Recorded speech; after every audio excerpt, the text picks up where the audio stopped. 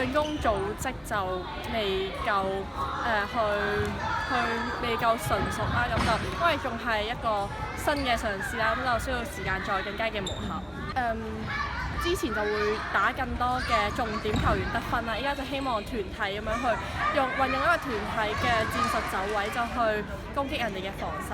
下半段教練就俾咗一啲指示我哋啦，因為我哋因為新學啦，咁就未有啲 detail 位就未夠可以做到啦，咁佢就提醒翻我哋，令到嗰個進攻順暢少少。